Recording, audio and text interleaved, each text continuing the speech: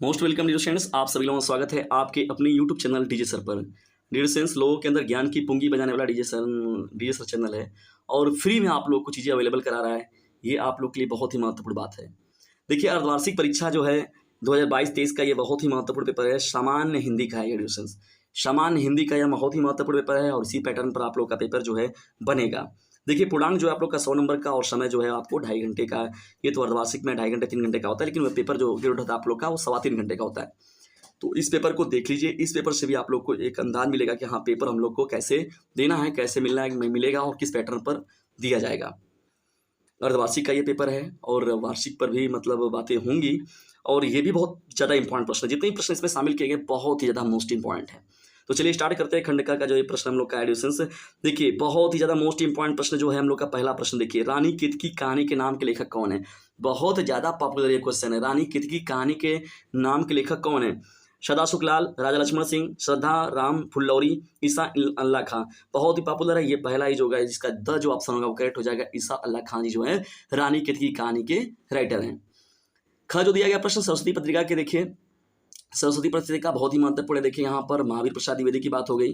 द्विवेदी युग का नामकरण किसके आधार पर हुआ? जल्दी से कमेंट बॉक्स में बताइए। महावीर प्रसाद द्विवेदी के नाम पे हुआ कि हजारी प्रसाद द्विवेदी के नाम पर हुआ था? कमेंट्स में बताइए। आप लोग भी एक्टिव है कि नहीं, ये सब पता चलना चाहिए, बहुत जरूरी है मेरे लिए। ठीक है, तो इसके लिए आपको मैं प्रश्न दे रहा हूँ। हजारी, ये देखिए द्विवेदी युग किसके नाम पर पड़ा था? अ और द में कोई एक सही है। घ प्रश्न है, परीक्षा गुरु की रचना विधा क्या है? देखिए एडिशंस बहुत ही महत्वपूर्ण, ये उपन्यास की बात हो गई। उपन्यास हो गया परीक्षा गुरु जो आपका है। राष्ट्र का स्वरूप निबंध के लेखक कौन है? देखिए, बहुत ही महत्वपूर्ण। द जो ऑप्शन होगा वासुदेव सरल अग्रवाल, पहला ही चैप्टर है राष्ट्र का स्वरूप ना, वासुदेव सरल अग्रवाल जी हैं। बहुत ही पॉपुलर क्वेश्चन है ये। दूसरे का निम्न में कौन सा ग्रंथ आदिकाल का है?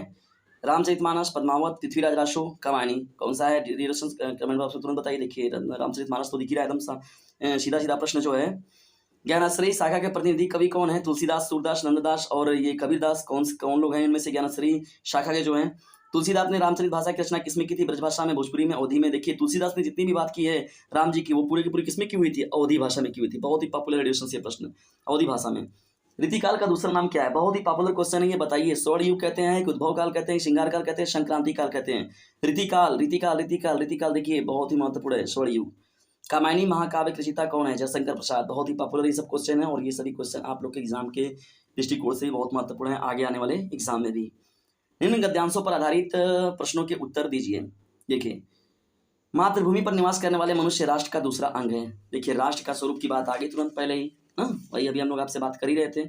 और देखिए, ये जब बात आ गई, जन्म के कारण ही पृथ्वी मातृभूमि की संज्ञा प्राप्त है। पृथ्वी माता है और जन्म सच्चे अर्थों में पृथ्वी का पुत्र है।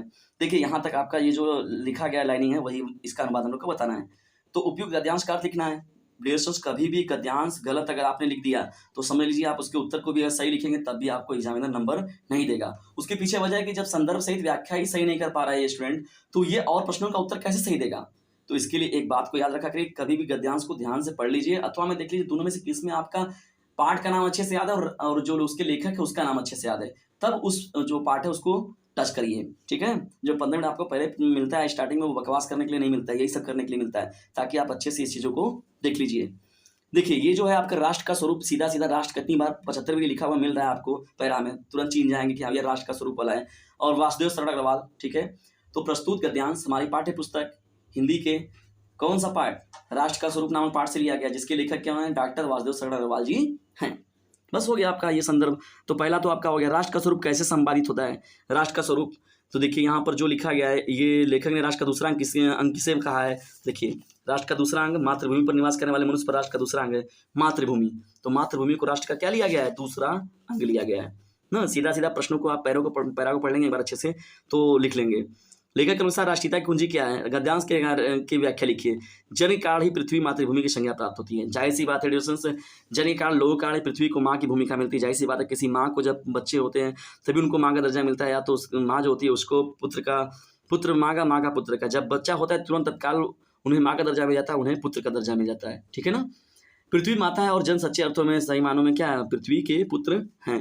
तो इनका बना के लिखना है। इसमें आप लोग का प्रस्तुत ये जो लिखा गया गद्यांश में लेखक ये कह रहे हैं वो कह रहे हैं, घुमा फिरा के आप लोग इसमें बढ़िया से लिख सकते हैं। ठीक है, गद्यांश का रेखांकित भाग हो गया। और जो छोटे-छोटे प्रश्न दिए गए उसमें प्रश्नों को जवाब पढ़ेंगे तो वहाँ से आपका मिल जाएगा।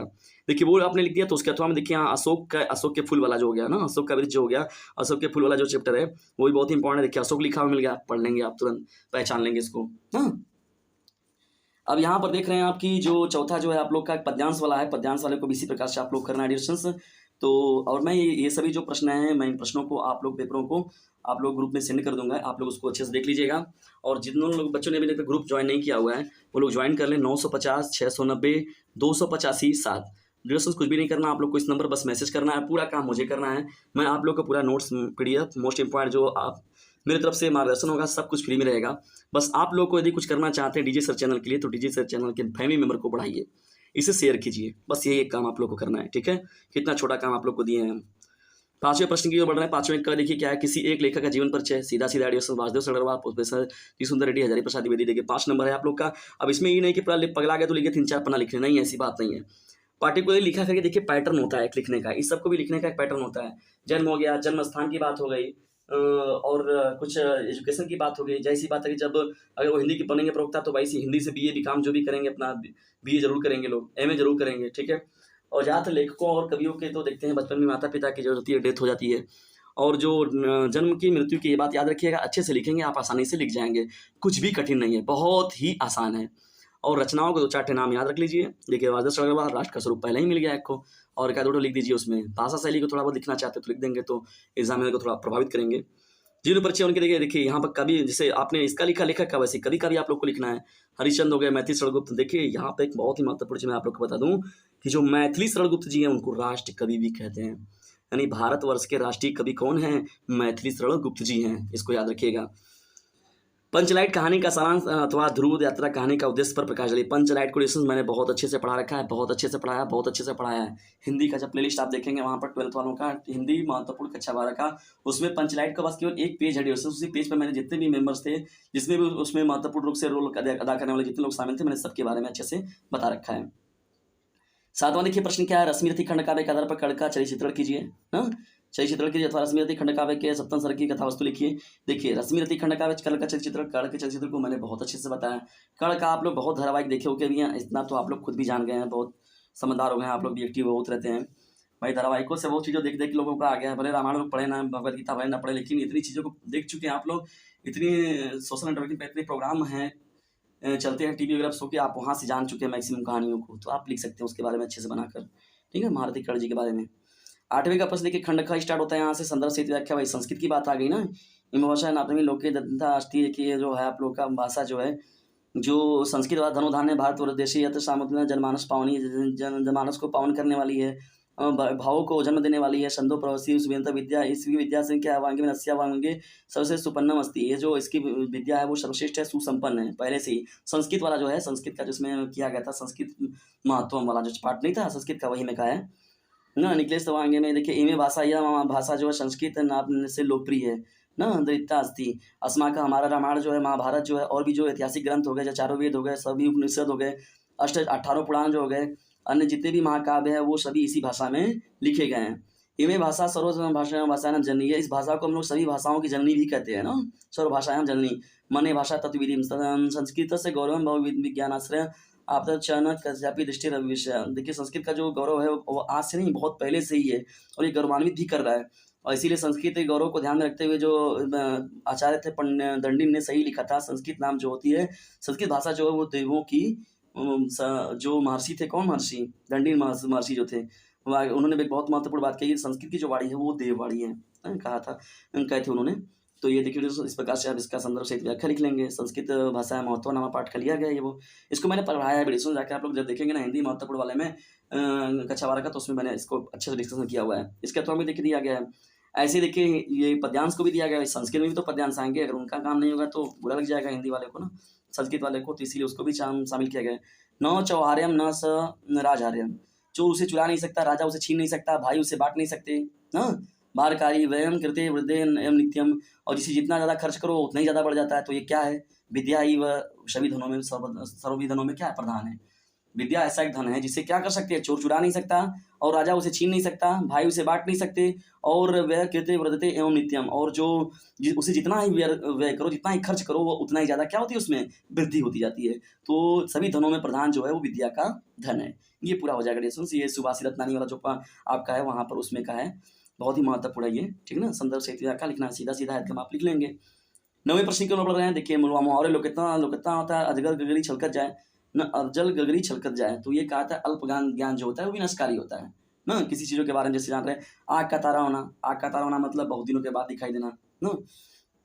ईद का चांद होना बोला होता है, आग का तारा होना बहुत प्यारा होना, आग का तारा होना मतलब बहुत ज़्यादा प्यारा होना, बहुत दिनों के बाद दिखाई देना, ईद का चांद होने वाला कहता है वो। आग का तारा होना मतलब बहुत प्यारा होना। छाती पर सांप लेटना, नहले पर डाला, आग में घी डालना, मतलब परेशान को परेशान करना, या तो जल आग में घी डालना मतलब बढ़ाना, मन बढ़ाना, मतलब कुछ चीज़ों को जब हम लोग बोलते हैं तो आग में घी डालना, नहीं कहते कि नहीं भैया इतना तो रुपये वही मत हिसाब बनवा के कर देना। तो इस तरीके से आप लोग इसमें केवल कितने ना किसी एक का अर्थ लिख के बताइए, किसी एक का लिखना है तो कितना आसान है। 5 आप लोग को 4 5 लिखा है, लेकिन केवल एक लिखना है आपको 2 नंबर में। कितना आसान है पेपर, कुछ भी कठिन नहीं है। 10वें प्रश्न के ऊपर देखिए, 10वां का क्या है, संधि विच्छेद में सही विकल्प का चयन कीजिए। देवालय, देवधन आलय, देवधन आलय, देवधन आलय, देखिए यहाँ पर आ गया देवालय। अधन अधन आ हो गया, तो मतलब लघु हो गया और दीर्घ स्वर हो गया, दोनों मिलकर दीर्घ का निर्माण कर रहे हैं, देवालय हो गया ना। तो ये हो जाएगा पहला आपका करेक्ट हो जाएगा। वागीसा हो जाएगा, वागधन ईशा हो जाएगा, वागधन ईशा हो जाएगा, क का ग में बदल जाता है ये, वागधन ईशा हो जाएगा। स्वागतम ना, स्वधन आगतम तो नहीं होगा, सुधन आगतम होगा, स्वागतम हो जाएगा, ठीक है। देखिए ये जो हम लिखा गया यहाँ पर ख वाला जो प्रश्न दिया गया है, शब्दों में विभक्ति और वचन को के अनुसार चयन कीजिए। आत्मसु तो जानते हैं सप्तमी का हो जाता है ना, ये में विभक्ति और वचन के सही विकल्प चुनिए। सप्तमी का बहुवचन नहीं होगा, षष्ठी का एक वचन हो जाएगा, षष्ठी का ना, आत्मसु आत्मना आत्मनु। ये जो है आप लोग देख लीजिएगा इसको एक बार, नाम ये शब्द भी देखिए वहाँ पर लिखा गया है। निम्न शब्दों के सही अर्थ चुनिए। सोना और अंगारंग, अच्छा रंग, सुनार और सोना, सोना और चांदी, सोना और उच्च जाति, स्वर्ण और ये स्वर्ण और स्वर्ण के बारे में कह रहा है ना, ये इसका अर्थ जो है बताना है। धरा और धरा का बनाना है, तो इसमें चारों ऑप्शन में जो सही होगा उस पर उसको बताना है। जिसमें दया न हो, जिसमें न दया न हो, निर्दयी हो गया ना। जो दिखाई न दे, अदृश्य हो गया। जो परीक्षा में उत्तीर्ण न हो, अनुत्तीर्ण हो जाएगा। वो स्त्री जो अभिनय करती है अभिनेत्री हो जाएगा। सीधा सीधा दिया गया, कुछ भी कठिन नहीं, एकदम आसान चीज आप पढ़ रहे हैं। ग जो प्रश्न हो जाएगा, इनमें से किन्हीं 2 वाक्यों को शुद्ध करके लिखिए। तेरे को क्या चाहिए, डाल में चिड़ियाँ बैठी हैं, तो देख लीजिएगा डिस्टेंस इसको अपने हिसाब से, ठीक है ना। मोस्ट इंपॉर्टेंट जो होगा क्वेश्चन बैंक में भी आजकल तो कुछ जितने भी पढ़ते हैं आप लोग, तो उसमें बाकायदे जो हो गया अवतार हो गया, विद्या हो गया, उसमें भी वेरी इंपॉर्टेंट मोस्ट इंपॉर्टेंट कुछ शुद्ध वाला जो रहेगा छाट के वही लोग, ये सब पॉपुलर हैं सब। 10 15 20 तो सब बोर्ड वालों को मिल गया, वही सब घुमा फिरा के देते रहते हैं उन्हीं को। श्रृंगार अथवा वीरस की परिभाषा देखिए, यमक और उपमा जो हो गया, इन सबको मैंने अच्छे से पढ़ा रखा है। इसमें देखिए चौपाई और दोहा को बाकायदे भी कुछ दिन पहले ही मैंने पढ़ा है। देखिए किसी विद्यालय के प्रबंधक के प्रवक्ता अपनी नियुक्ति हेतु एक आवेदन पत्र लिखना है ना, ये भी इंपॉर्टेंट है आप लोगों का। आइए देख लेते हैं कौन कौन सा। देखिए इसमें दिया गया है जो निबंध है, वन रहेंगे हम रहेंगे, पर्यावरण बहुत ही मोस्ट इंपॉर्टेंट एडिशन, बहुत ही ज़्यादा मोस्ट इंपॉर्टेंट है। स्वास्थ्य की सारे सुखों का मूल है। इंटरनेट लाभ और हानियां, महिला सशक्तिकरण, बाढ़ समस्या कार्य में देखेंगे चैनल पर हम लोग के बाढ़ की कितने भी सारे वीडियोस मैंने बना रखे हैं डिस्कस। देखिए बाढ़ समस्या बहुत ही महत्वपूर्ण है और लेटेस्ट में बहुत करंट में ये पॉपुलर भी है, कितनी ज़्यादा प्रभावित कर रही है बाढ़ लोगों को। तो कारण और निवारण बाढ़ देखिए बहुत इंपॉर्टेंट है इस समय के लिए देखा जाए तो। महिला सशक्तिकरण भी इंपॉर्टेंट है, इसके अलावा कोरोना भी देखिए इस बार इंपॉर्टेंट हो सकता है। तो डिस्कस ये रहा अर्धवार्षिक 2022-23 का बहुत ही मोस्ट इंपॉर्टेंट नए पैटर्न पर आधारित आपका मॉडल पेपर।